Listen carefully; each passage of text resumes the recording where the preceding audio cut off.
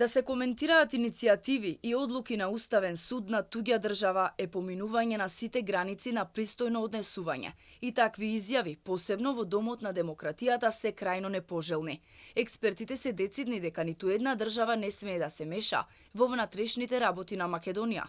Овие остри реакции доаѓаат по скандалозната пресконференција на председателката на Албанското собрание, која од македонскиот парламент ги истакна очекувањата од одлуките на судот за балансерот и за законот за јазици. Вчерашната изјава на председателката на собранието на Албанија е само јавна презентација на политиката која што владата на Еди Рама ја води кон Македонија. Би било добро министерот за одбрана да упати вербална нота до амбасадорот на Албанија во Македонија, што таа ги помина сите граници на пристојно однесување и давање на изјави, такви изјави во собранието на Македонија се некрајно непожелни. Не долику. Ова не е ништо друго освен политички маркетинг и една дополнителна инфузија за Али Ахмети, сметаат упатените, со оглед на тоа што Спиро Пали доаѓа од партија која е сестринска на ДУИ и СДСМ.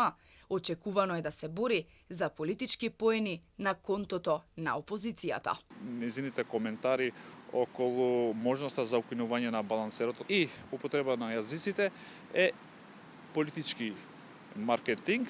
Во овие избори во 2024 година, односно на 8 мај, имавме една битка помеѓу две табора тука, помеѓу Вреди Влен и Европскиот фронт, односно и другиот табор што зазема став од страна на Европскиот фронт и Влен, односно беа кршени на копиите помеѓу Еди Рама и Албин Курти. Така што и незината изјава беше да му даде уште една дополнителна инфузија за Ахмети да може да се врати пак во тронот. Освен службената посета на незиниот македонски колега Гаши, Спиро Пали се сретна со лидерот на ДУИ, кој се пожалил за состојбата со меѓуетничките односи, и со лидерот на СДСМ Венко Филипче. Спиро Пали порача дека албанскиот јазик е светост и со секое негово кршење се нарушувал идентитетот на албанците.